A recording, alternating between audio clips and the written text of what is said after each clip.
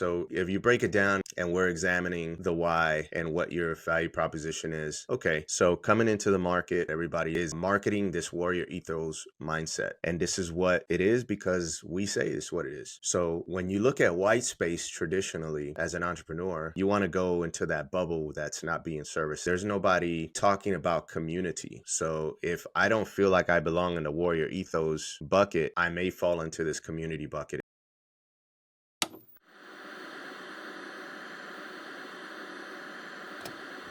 Is that much of it? That's not much of a change for you, right? My name is Kerry Kite.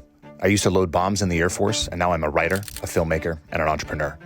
Through using the post 9/11 GI Bill to go to college, working hourly jobs to pay the bills, and freelancing my way into a career, I've studied what it takes to successfully transition from service to civilian, and that study has become a conversation.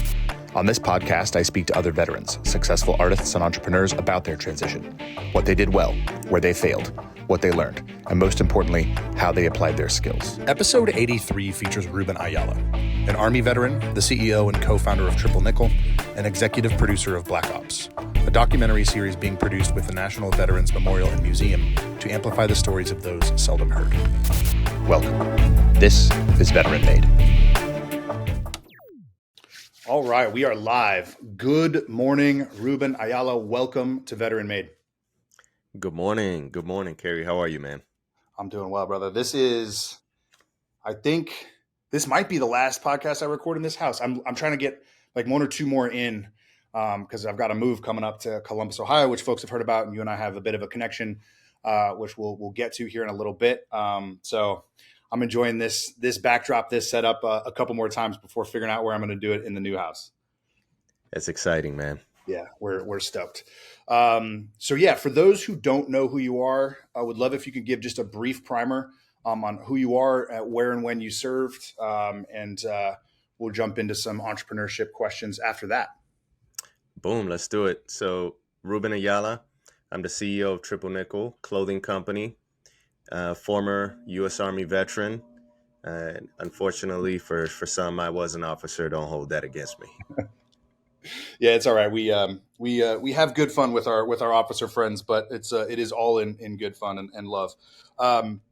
Cool. So yeah, Triple Nickel is a clothing brand and apparel brand, and you've built it and grown it to a really legitimate, nice spot, and you're pivoting off into some other things. So I want to talk a little bit about your entrepreneurship journey, kind of how you got to where you are right now, and then how you got to what you're building towards with some of the storytelling efforts that you're going to be engaging in here this year. So, can you tell us a little bit about your first company and where that idea came from, and what your kind of your education on the entrepreneurial front was? Yeah, love to. So my first legitimate company, I would say fully done on my own, is when I got out of the military. I went to executive MBA program here at the University of Texas. And it was there that I had an idea of creating a vending company, just vending machines, but having healthy food options. And I can't take credit for that idea. It was during an R&R trip I had while I was in Iraq. I was walking through the airport in Denver or Atlanta, one of the two. And I saw a magazine, and it had a picture of some guys in front of a vending machine, and they were doing just that in California. And I thought it was really cool. I knew I wanted to settle in San Antonio. It just came up on the top 10 fattest cities in Men's Health magazine. And I thought the idea would make sense. Healthy food in a city that suffers from obesity. Let's give it a try. So I used my 2 years in the MBA program to develop the business and marketing plan on what I was going to do. And then I started a company after that. Did you do the executive MBA program while you were still in, or did you do that after you retired? Afterwards. I don't think that it would have been possible. Programs like that are difficult to do active duty unless you get that school waiver to just go to school full time. Right. Because it was a cohort for 2 years straight. Got it. And what was that transition like for you from the military environment, especially as an officer, then into the MBA environment? It was hard. In my cohort, I want to say there was three other veterans that were in the cohort. Everybody else was, made up of people in civilian life who had never served before in a corporate track for their particular job. I had a lot of folks from USA, which was nice because they deal with the veteran culture, so they knew the community and the lingo a little bit. So it was easy to converse with them. But then we had a lot of folks who'd never done anything military wise, which was nice because it gave me, I would say, it benefited me more, benefited them, because it gave me an opportunity just to learn what it's like to be a civilian again in a very forgiving environment versus trying to cut my teeth going into a job and not really understanding the culture. Yeah, I would imagine that it would help kind of working with other, high level uh, operators, for lack of a better word, right on the civilian side, like folks who have been in business for a while, or even not for a while, but have been in business, are now in an executive MBA program where there's structure and you're there because you want to be there to learn the things that you want to learn and work with other folks instead of just, like I struggled as an undergrad coming out as an enlisted guy because I mean, like not everybody wanted to be there. Some people were just there because their parents expected them to go to college, or like I tended to get along better with the commuters, right, and the people that were working and that maybe weren't there going to school full time. So I think probably going into an MBA program where there's a structured track and a kind of a targeted approach, even if it's individual targets within that cohort, everybody has a targeted approach for what they're trying to learn. No, absolutely. And I would also say that a big part of that experience wasn't just the students, but it's the professors. So we had a lot of professors who were were living that life, real time. So, one of our professors, as an example, he was a deputy for the Federal Reserve Chair in Texas. So getting getting to learn economics from an actual person who works at the Federal Reserve at that level was amazing. Had a finance professor who was the former CFO for USA. So learning from those folks was really impactful for me, and it just gave me a better strategic mindset coming out here into the civilian world and establishing business. Yeah, I still have great relationships with my college professors because the commuters I definitely made connections with, but it was those professors that I was able to make those connections with. And, part of that was just life experience. I was a little bit older, but part of it was some of those things I learned in the military, doing dog and pony shows, for various general or, officers and senior enlisted where, I understood that, a person might have higher rank and might have more experience, but if I stand at parade rest and speak respectfully, I will be able to have a conversation with that person. And I think a lot of young college students maybe don't have that military background, don't understand that yeah, there are respectful ways to do things, but you can still have those conversations with folks who've been there. And in fact, if you're able to push through that discomfort and have those conversations, you'll learn quite a bit more than whatever it is that they're just offering as a professor. No doubt, no doubt. Definitely, for anybody who's thinking about going back to college, that's really the big part of the experience. It's not just the students, but your professors make a big impact too. Yeah. So you had that idea in the airport, and were you entrepreneurial growing up or in the military? Did you ever think to yourself, man, I want to be an entrepreneur and grow and scale something, or did the idea just come out of nowhere? How did you kind of accept that idea? Like, how did you receive it in your mind and in your heart? It was always in me. I would say I come from an entrepreneurial background. My mom, growing up, I'm from Puerto Rico, and where that has relevance in the story is coming from the island where the economy is not that great, never has been that great. But my mother, she joined the army early on in life, or later in her life, but early on in my life to get us out of bad situation where we were at. And even while she was in the army, she always had side hustles. She would do cakes, she would cut hair. She was always doing something to get extra money. So from a early from early from my early years, that's what I witnessed in my house is the value of hustle and grind. I got to see that part of service. So, these things weren't new to me. And it was always, she was always doing these things to meet a certain objective. So, that's the same mindset I always took. And when I was in the military, I did the same thing. My side hustle and my passion always lied in real estate, and always as a young lieutenant, I started investing in real estate, and kept that habit up all the way to today. I wish that was something I got started with earlier in life myself. I have a similar thing. My dad was an entrepreneur growing up as a consultant and would travel around quite a bit for work, working with different firms, kind of all around the country. And then my brother's 6 years older than me, and when he graduated college, he got into business with my dad, and they were both traveling around quite a bit. And so I was in high school, and then I was in the military, and then I was in college, and I was always observing and not even taking like journaled notes, but just I think mental notes, emotional notes, relational notes about the way that they approached travel and work, and kind of going out to hunt for your food, so to speak.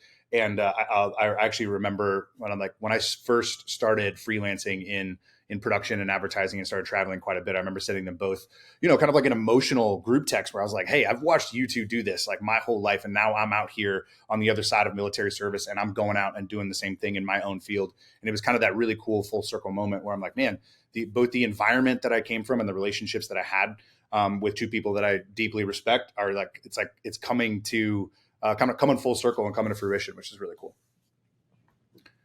Yeah. I tell my kids all the time, you just never know how much, your parents are impacting you and everything that they do. The adults that you meet, along your journey. Yeah. Yeah. How it forms us into who we are today. It's been a great journey so far, man. Yeah, no doubt. I want to spend the bulk of the time talking about Triple Nickel and then your storytelling project. But what was the journey like from that first venture to founding Triple Nickel? I know you had employees and you were doing really well, but then you wanted to pivot to this more not passion project in the sense that it doesn't generate revenue, but more of a project that you were more passionate about personally. Yeah, you stated it really well on both, on all accounts. But Triple Nickel, I like to say, was an accident. If it wasn't for COVID, there would be no Triple Nickel. I would still be in the vending business. I'm pretty sure of it. But COVID just changed everything. As the world slowed down, as people lost their jobs, for guys like me who were in the restaurant and food business, everything just came to a halt. Nothing that we could do about it, but it gave me an opportunity to think and observe what was going on. And instead of complaining about the things I saw in the marketplace, in the in the community, I decided I wanted to do something about it, and I wanted to do something about it with people that that I served with, that I trusted, and that's really how Triple Nickel came about. And by virtue of how we've grown and where we're going, it became really difficult for me to run both companies. So I decided to sell the vending company last year and just really stick with Triple Nickel, and provide that opportunity to somebody else to take the vending company, to places that I wasn't going to be able to. It's great. So there's a few threads I want to pull on there. Like one, I think that, and working backwards, that last piece I think is key. Um, you very easily could have said, I want to do both. I can do both. You could have stretched yourself too thin, but you had kind of the experience and the wisdom to see that you wouldn't actually be able to do that, and that maybe your heart wasn't behind that business. And so can you talk a little bit, unpack the mindset around why you made that decision? And was it difficult for you, or did you kind of have any of these struggles, or was it pretty easy to just be like, no, I'm done. I'm moving on to this other thing? No, it was tough. I think if it was just me, it would have been a lot easier. But I had employees, I had a warehouse with a lease, a landlord who had taken to me. So I have an organism that we've built. We have customers who I've worked with for years that depended on my services. We have a relationship. So it these are all relationships that I had to figure out how to cut ties with in an amicable manner. Through the course of 12 months, it's about how long it took me to, find the right buyer, go through the transaction, do that left seat, right seat ride, like we like to say in the military, and hand it over. So it was a very long drawn out process. So it wasn't something that, took overnight. And then I think we have real life examples. You look at the Elon Musk of the world, trying to run all these companies, you will run yourself ragged. I'm a father, husband, and to try to fit all of that in a 24-hour day, it became really clear that I couldn't do both. I mean, even trying to run triple nickel with everything that we're doing is difficult just to keep it all together and running nicely. So yeah, it was I like to say it was a mature decision on my part, but we'll see. Yeah, no, I mean, it sounds like it. I mean, I deeply respect it because, being a husband and being a father is the most important thing in the world to me. And every other venture that I have is driven by that and is like kind of on that foundation. Right. And so if I'm working for a purpose and building a brand or working for brands that I believe in, that's great. But that doesn't mean anything if that's taking up all 24 hours of my day and I'm not able to spend that time with my wife and my daughter, and really build that. I don't like to call it a balanced life, but a very integrated life, where Yeah, all of these things feed each other. But that foundation is the home and his family. So I have a lot of respect for your approach there. Um, so there's two things I love about Triple Nickel as a brand. I always joke and I always say, like, when I started this podcast and when I kind of started running my own merch, I always joke like the last thing our community needs is another t-shirt company and another podcast. The unspoken part of that at the end is if it isn't differentiated and serving in a better way, right? So yeah, we don't need another apparel company that is just another apparel company that has the same look, the same feel, serves the same kind of segment of the veteran population or the military population. And then the other piece being, I always joke, my byline on social and kind of like across the internet is not an operator. I take great pride in being a flight line guy. I take great pride in having deployed but never left the wire, and serving the way that I served with the people that I served with. And you capture both of those things really well in the Triple Nickel brand. Can you talk about why you built the brand the way that you did and what differentiates you, and kind of what your vision was for it initially that COVID year? And then we can start to get into where you're taking it. sure. Yeah, all good questions. I'll try to unpackage it as best and concise as I can. So, as mentioned, if it wasn't for COVID, there would be no triple nickel. That's a fact that everybody on the team would agree with. And during COVID, what I saw, because mind you, before COVID, I did not I detached myself from the veteran community for the most part. I had no idea what was going on with it. The companies that were operating in it, you always hear of the big companies, especially the ones that's gone public and stuff. But other than that, I wasn't too tied into it. I did all my business on the civilian side, hung my pistol belt up.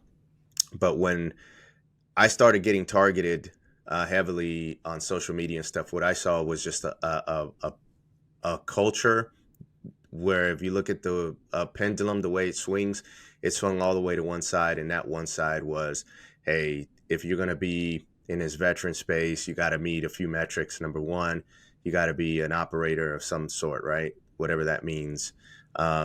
You had to, if you want to be a cool veteran, you got to be a combat veteran, not the ones who stayed inside the wire, but the ones who left the wire. So it seemed really weird to me that this is the state of the veteran community, because that's very far from the truth. So I thought that the easiest way to get in the mix was to create another t-shirt company, because it's a form of expression, and it seemed like an easy thing to do. I never made clothing before, but said, okay, we'll just put our own messages. And the ironic part was, we came from that community, and on the special operations side of the house, if you want to call us operators, cool. If you don't, cool. It's not a term that I ever used, but as a former special forces guy, I wanted to change the narrative to say, hey, I'm that guy you claim to be, but you don't have to be that guy. You can be just a regular person, and it actually takes more of support personnel to win wars than it does people kicking in doors. So those are the narratives that we had, that we wanted to figure out a great way to create a company and culture that everyone felt like they could see themselves in. So that was really the premise of Triple Nickel. It's taking everything and all of the stereotypes that have been exacerbated in the community and be the average Joe's gym, you know. Well, we love a good movie reference. Yes. Dodgeball for those listening who don't know. Yeah. Yeah, so we're the average Joes. What do you personally believe is the value? Like, why is that a value prop? I agree, obviously, but just to bulletproof it, I want to hear, like, from your perspective, why is that a legitimate value prop to drive revenue and sales as an entrepreneur? But then on the emotional, the relational, the cultural side, what is it? What's your answer to that question? Why is it valuable? Yeah, that's another good question. So if you break it down, if we're in an MBA classroom and we're examining the why and what your value proposition is. Okay, so coming into the market, you look at what everybody's doing, and what everybody is doing is marketing this warrior ethos mindset, and the warrior ethos mindset is one, two, three, and this is what it is because we say this is what it is. So when you look at white space traditionally as an entrepreneur, you want to go into that bubble that's not being serviced. And the bubble that I saw was, okay, there's nobody talking about community. So if I don't feel like I belong in the warrior ethos bucket, I may fall into this community bucket. And the community bucket is going to be those that don't feel represented there. People from the LGBTQ community, they're being ostracized in that community because they don't fall under that warrior ethos bucket. Um, People of color, very, very seldom do you see brands that expose that warrior ethos really target people of color. And people of color traditionally, they are huge on supporting their communities and where they come from. So I don't need to put the American flag on everything. If I want to put a Puerto Rican flag on a piece of clothing, but still recognize that you're an American citizen, I'm totally cool with that.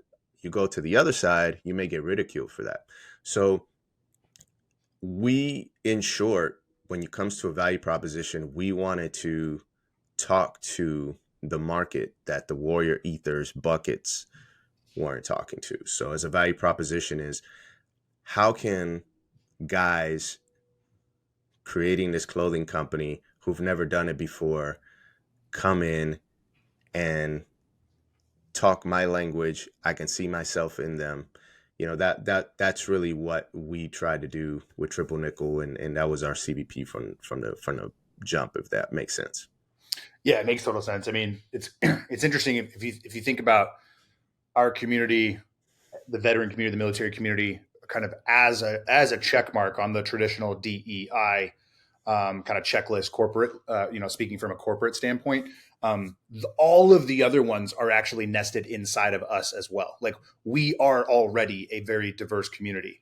So if there are brands that aren't speaking to that diversity within the community, and be that skin color, orientation, background, experience, like what have you, like that's a huge market that you can move in and serve and generate revenue. But more than anything, that is, to your point, a community that prides itself on building community and continuing to build that community. And I think that's partly why those other brands are very successful, and good on them for building a certain brand and community kind of within that. But there's more room in our community for more brands. Absolutely. Absolutely. It's like when I worked with NASCAR several years ago on the advertising agency side, and I produced their campaigns for a few years. And one of the last films that I did was like a branded content kind of corporate film. It wasn't like a commercial or anything like that. But we went around to Bristol, Tennessee, the track there, deep in the heart of the South, obviously. And we went around asking about just various different brands and what people want to see coming into the sport. And,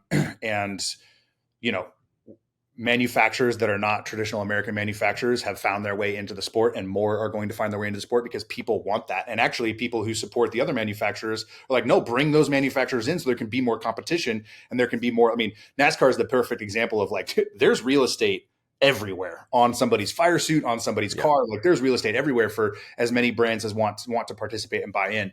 I mean, you see the diversity of that sport, Daniel Suarez and others that are coming in from other countries or other cultures within our country.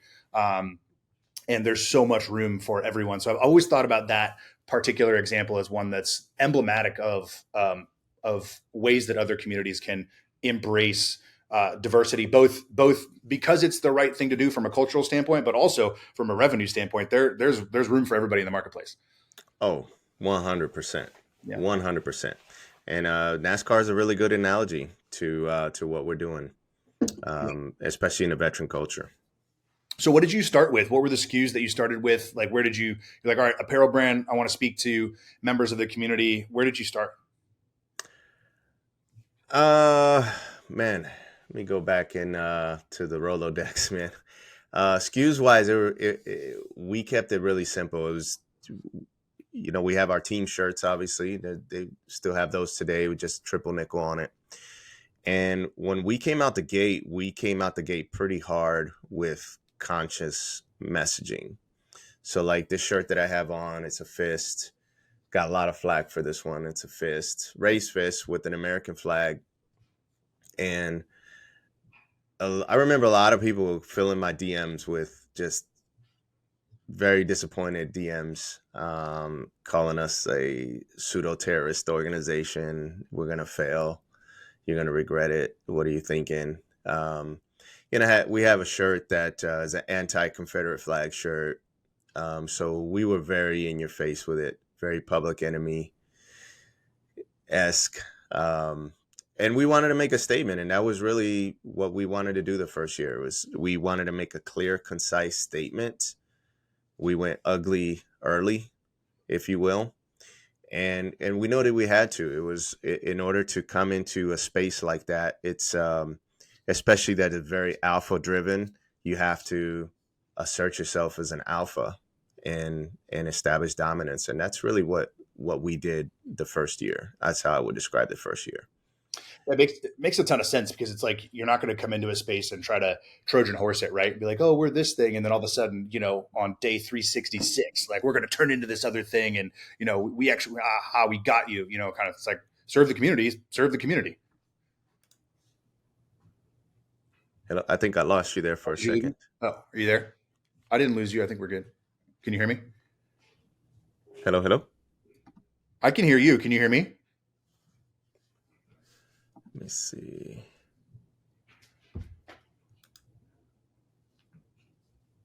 How about now? I can hear you. Can you hear me? Can you hear me? I got you now. Yeah, I think it was an issue with my headphones. Oh, dang. All good. I heard you. I heard you the whole time. So we're good. Sorry about that. No, all good, man. So I was just saying, it makes sense. It's like if you're going to be a bear breed grizzly, right? Like you don't want to Trojan horse it. You don't want to build something and then on day 366 be like, aha, I got you. And now here's what we really believe kind of thing. It's like, no, if you're going to serve the community, serve the community. Exactly. Yeah, that was it was a big experiment, man. We didn't know what was going to happen, but that was definitely our approach. We're going to go hard in the paint and establish dominance. We already have the street credibility, so it's no need to try to sell you on what we are, because we already are. It was just a matter of just making as much noise as we could. That's the first year. Has there been much crossover appeal to the non-veteran community or the non-military community, just like from a streetwear kind of apparel standpoint? Getting there. And I tell you, that's hard. The hardest thing I found in doing this. So this is a good lesson learned on the business side. With healthy vending, we were very strong regionally and locally. So going in and establishing a network at a local level, at a regional level, I felt extremely comfortable and very, very proficient. But coming in and trying to do that at a national level with hopes of doing it internationally, extremely difficult when you're doing it on your own dime. So it's taken us 3 years to get to the point where we are today, and starting to scratch the surface on getting out of that veteran bubble and going into the civilian place. Very difficult with little money to do it with. Yeah, I mean, my gut tells me that, and obviously I'm not selling apparel the way that you are, um, but even with building this brand, right? Like I know veteran made military to civilian transition, career pivots, like that happens in the military community every year, right? And so there's an audience for that.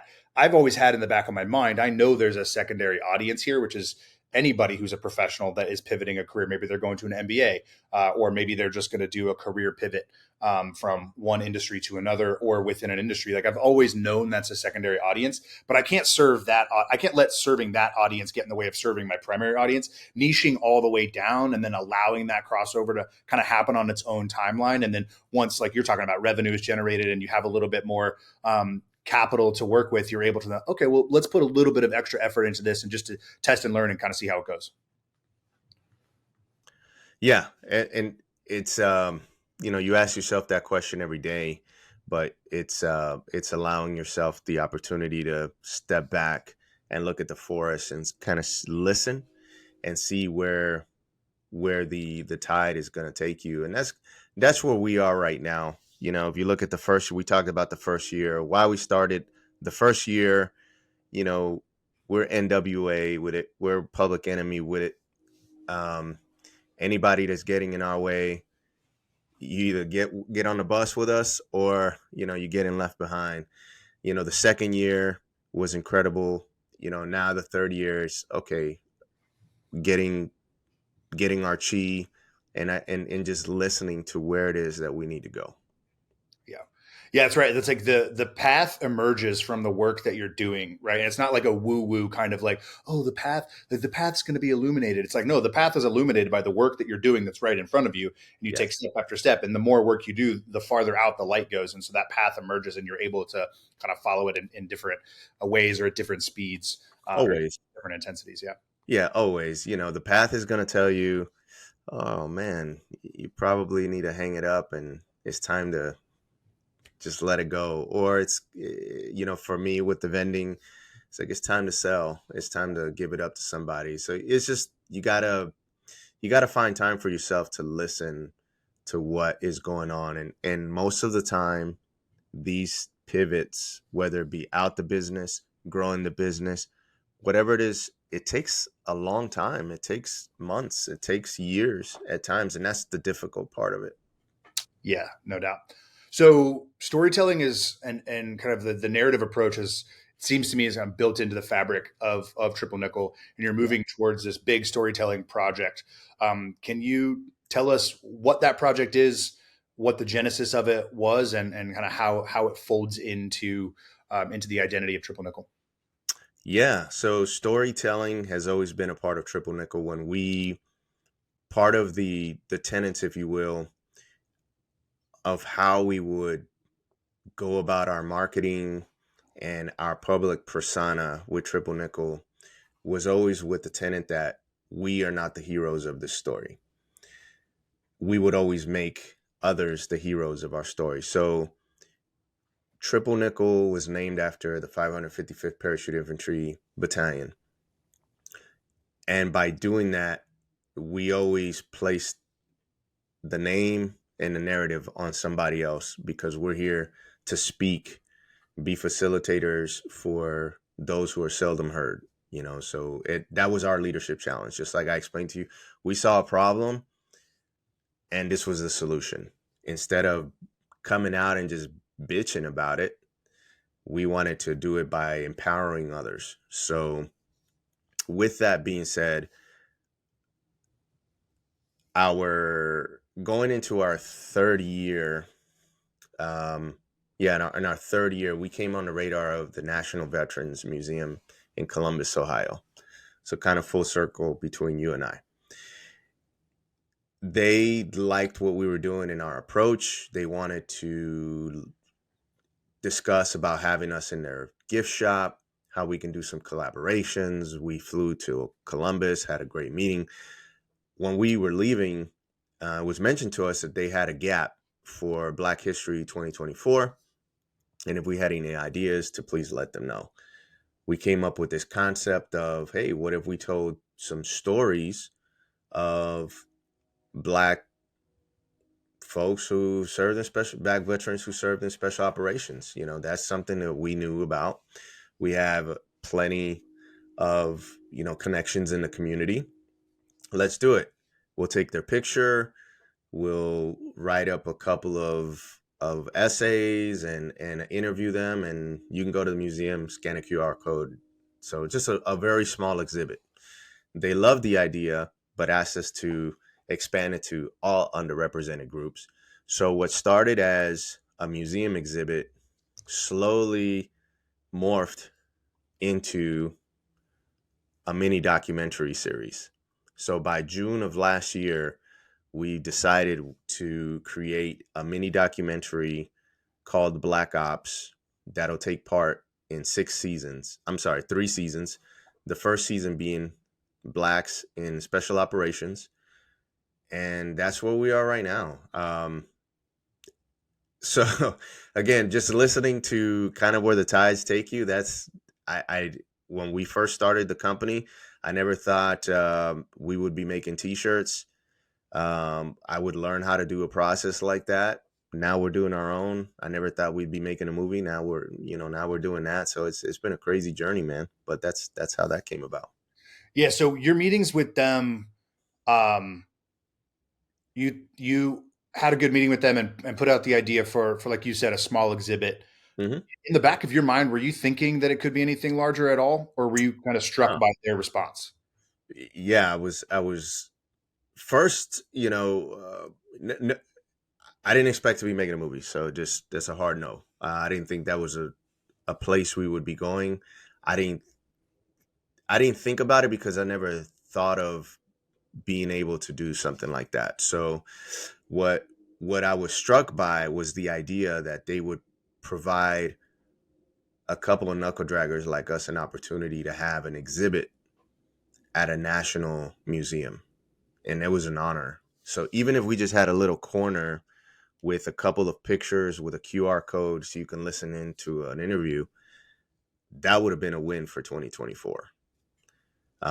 To where we are now, uploading a documentary on Amazon Prime, man, it's still unreal, man.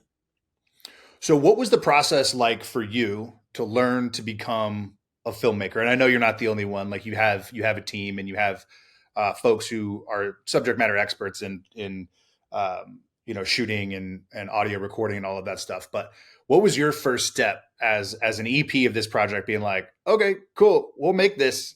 What happened? What'd you do? Yeah, so we have a process in special forces that's called isolation. Anytime that we get ready to do an extremely difficult mission, going to someplace new, we go into what's called isolation. And that's when all the members of the team, we're just brainstorming, putting spaghetti on the wall. We don't leave isolation until the plan is laid out. So we went into isolation, and after many freak out sessions, heaving in a brown paper bag, we emerged with the confidence that we can do this. And for any filmmakers out there, don't laugh at me, but season 1 has a total of 10 episodes, and each episode is chronicling one individual.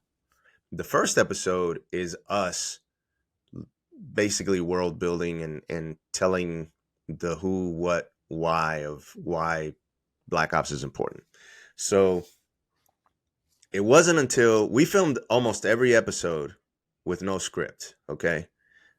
Just going in, man, and just doing raw interviews. And it wasn't until um, this, we just filmed the first episode. We have 2 more episodes to film. 1 more episode to film. The last episode we filmed, we finally had a script, and the light bulb came on. Like, man, this is how you do a movie. This makes things so much better for editing on the back end. So to answer your question, and I tell that quick war story is because we have been building this plane of flight. We've taken every episode that we film, we took the lessons learned from it, and we made the next one better and better. So this last episode that we just filmed, it made things so much easier. This weekend, we're flying out to Tampa to film our last episode, and that one is going to go so much better. So now going into season 2, and you and I have had these couple of these conversations, is we are in a better place to be able to provide guidance and direction on how we want these things done. But it's taken us 7 months of playing filmmaker and watching YouTube videos on how to do it to get to this point. So yeah, man, we've been making it up as we go. I love that answer. It's like, it is the right answer. That 7 months of figuring it out through your own experiences is half as long as it could have been if you were trying to sit down and figure out how do I plan and framework for something I don't know how to do. The answer to plan and framework for something you don't know how to do is to go do it and figure it out while you're doing it. Obviously, at scale, you want to make sure that you're not spending too much money. You don't want to put yourself in a position to lose capital or influence or opportunity or anything like that. But kind of within the confines of a reasonably budgeted project, go figure it out. I love that. Absolutely, man. Yeah, I and the way it's kind of boiled down is I've become the script writer. Chris is, the videographer focusing on that. All of our crew, everybody is pitching in between holding lights, setting up the microphones. We have a dedicated narrator. The guy in our team who's the best orator. He's become the narrator of the project. So it's been great to be able to find other people's strengths through this, and that's where the isolation process really helps out. Yeah, no doubt. My wife, who was on the podcast 2 or 3 episodes ago, she directed a feature film this year about directed it last year, got released this year, about 3 WNBA players. We did a whole episode on it. And I don't think we touched on this in the episode, but she had a career pivot of her own. She played college golf and then got into education and charter school operations, and then left charter school operations and teaching to kind of come work with me on the production and advertising side, and then split off and did her own thing and has since scaled a career. And since scaled a career from producer to director. And along that journey, she would direct some things here and there and would come back, and we would bulletproof things, and we would swap stories, and we would have these conversations.